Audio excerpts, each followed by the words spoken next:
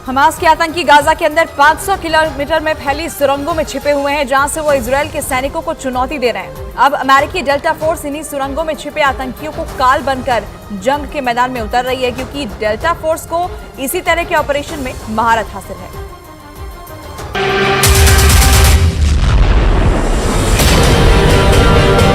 लेकिन 45 किलोमीटर लंबे और 6 से 10 किलोमीटर चौड़े गाजा पट्टी में करीब 25 लाख लोग रहते हैं।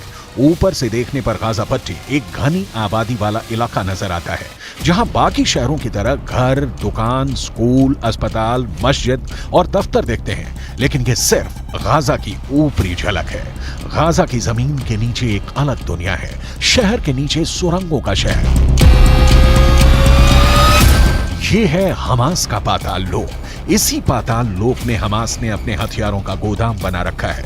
करीब 365 वर्ग किलोमीटर में फैला गाजा इसलिए सबसे बड़ा मजबूत किला है, क्योंकि जितना गाजा ऊपर नजर आता है उससे कहीं ज्यादा गाजा जमीन के नीचे है।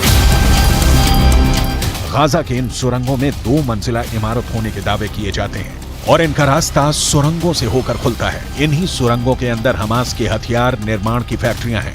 देखिए, इस तरह सुरंगों के अंदर हमास ने रॉकेट बनाने की फैक्ट्रियां लगाई हुई हैं।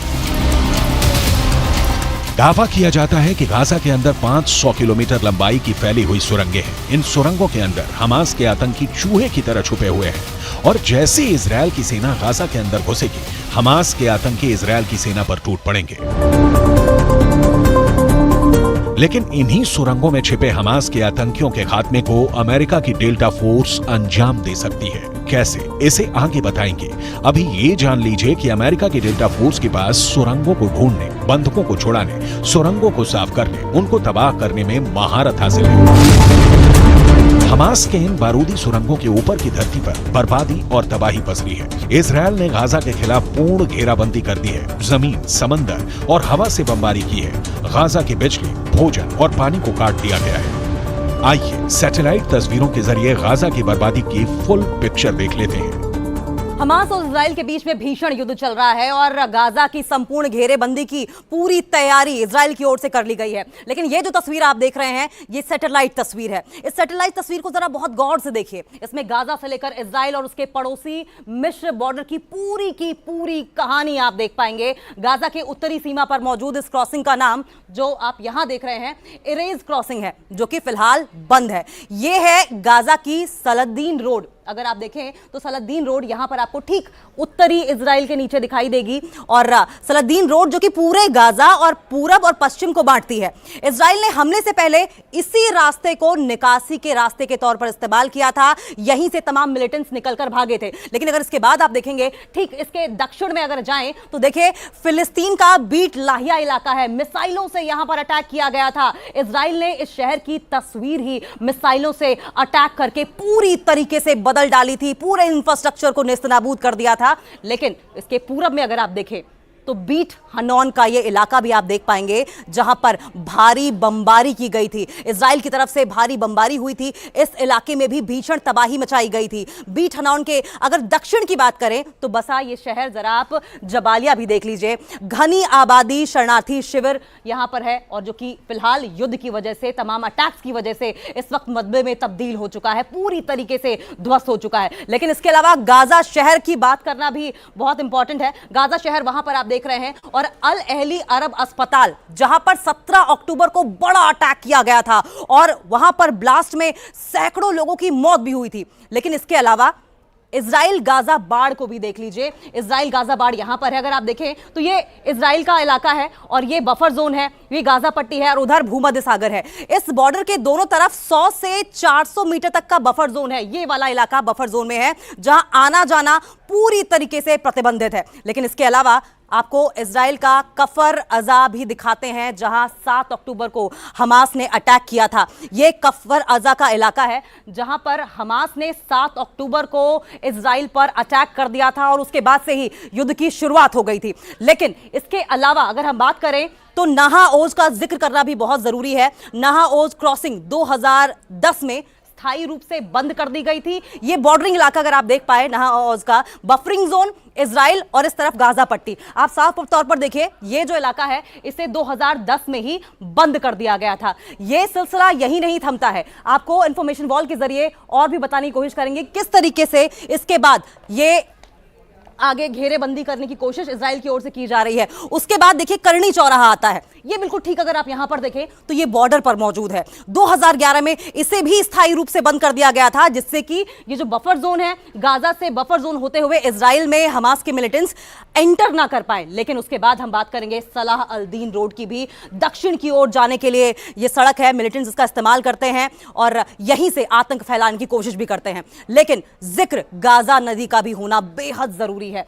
अगर आप देखें ये गाजा नदी है, सामरिक लिहाज से बेहद अहम है और इसका भी इस्तेमाल करके, इस नदी का भी इस्तेमाल करके मिलिटेंट्स इजराइल में हमेशा अटैक करते रहे हैं। लेकिन गाजा बिजली संयंत्र की अगर बात करें, जो कि आप यहां देखेंगे, गाजा बिजली संयंत्र जो अभी भी बहुत ही बुरी हालत में है, इजराइल की ओर से अटैक करके गाजा बिजली संयंत्र को ध्वस्त कर दिया गया है। दरअसल इजराइल की प्लानिंग यही है कि बेसिक इंफ्रास्ट्रक्चर को तबाह कर दिया जाए, हुक्का पानी बंद कर दिया जाए, हमास के मिलिटेंट्स और हमास अपने आप घुटने टेक देंगे। लेकिन उसके बाद अगर हम जिक्र करेंगे इधर अगर आप देखें तो दीर अल बलाह जो कि दक्षिण में घेरेबंदी के काम आता है, यहीं से हमास के मिलिटेंट्स बफर जोन और फिर बफर जोन के बाद इजराइल में अटैक करते हैं। बनी सुहेल का भी जिक्र कर लेंगे। अगर आप देखेंगे यहां बनी सुहेल 4% से भी कम पानी बचा है और युद्ध की स्थिति में आप देखिए जिंदा रहने के लिए न सिर्फ आम लोगों को बल्कि मिलिटेंट्स को भी कम से कम खाना पानी तो जरूर चाहिए होता है, लेकिन यहां महज 4% पानी बचा हुआ है।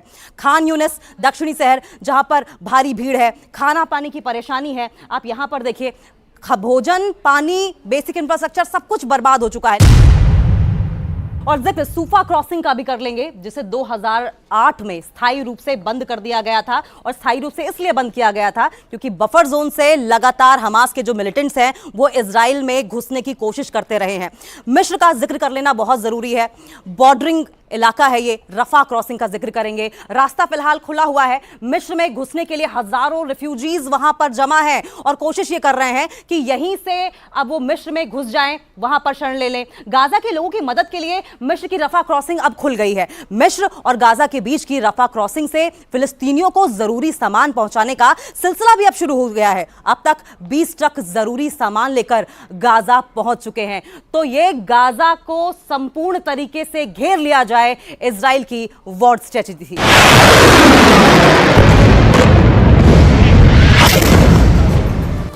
युद्ध के मैदान में हमास के आतंकी और उसके टॉप लीडरों को टारगेट करके इजराइल जल्दी से जीत हासिल करना चाहता है। यही वजह है कि इजराइल की सेना के निशाने पर हमास के टॉप आतंकी और हमास के टॉप लीडर हैं और इजराइल की सेना के इस ऑपरेशन में मदद के लिए अमेरिका की delta force high alert mode में रखी गई है।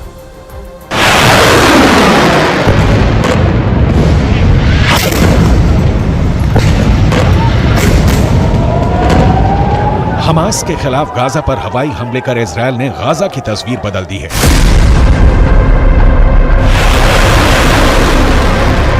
इजरायल के बरसाए बारूद से गाजा जल रहा है। शहर की इमारतें खंडहर में बदल गई हैं। इजरायल की सेना के हवाई हमलों से गाजा की पूरी तस्वीर बदल गई है।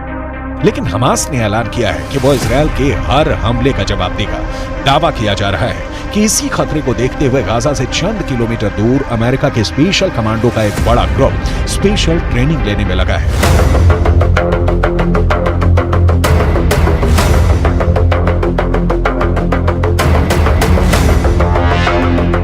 इजरायल से जंग के बीच ये हमास के आतंकियों पर पिन पॉइंट अटैक की ट्रेनिंग की प्रैक्टिस कर रहे हैं।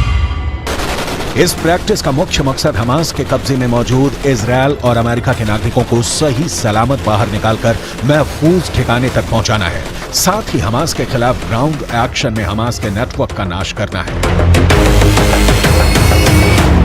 ये उसी खास ऑपरेशन को अंजाम तक पहुंचाने के फुल प्रैक्टिस में लगे हैं। इनके ऑपरेशन की पूरी डिटेल्स हम सिलसिलेवार तरीके से आपको बताएंगे, लेकिन सबसे पहले ये जान लीजिए कि ये दुनिया के सबसे खतरनाक कमांडो माने जाते हैं। इनका नाम ही इनके काम की पहचान है। हम इनका नाम भी बताएंगे, इनका काम भी दिखाएंगे। लेकिन अभी ये जिस काम की तैयारी में लगे हैं उसका ग्राउंड जीरो गाजा में है। हमास के खिलाफ युद्ध में जीत हासिल करने के लिए इजरायल सेना का सबसे बड़ा टारगेट हमास के बड़े आतंकी और टॉप लीडर हैं।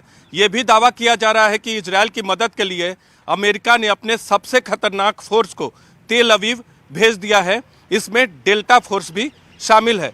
यही नहीं, ये भी बताया जा रहा है कि ब्रिटेन के SAS कमांडो भी इजरायल की मदद करने वाले हैं। फिलहाल डेल्टा फोर्स की स्पेशल टीम को इजरायल में एक बहुत ही खास मिलिट्री बेस पर हाई अलर्ट मोड में रखा गया है ताकि ग्राउंड एक्शन में हमास के खिलाफ जोरदार हमला किया जा सके। विदेशी मीडिया ने यह दावा किया है कि ये कमांडोज दिन के 24 घंटे रेडी टू अटैक मोड में हैं, जिनका एकमात्र लक्ष्य हमास का समूल नाश है।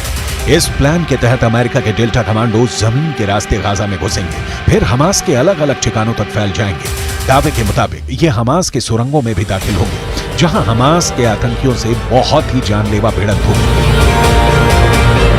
गाजा में पहुंचकर अमेरिका के डेल्टा फोर्स के कमांडो कैसे अपना काम करेंगे, उसका ट्रेलर पूरी दुनिया देख चुकी है।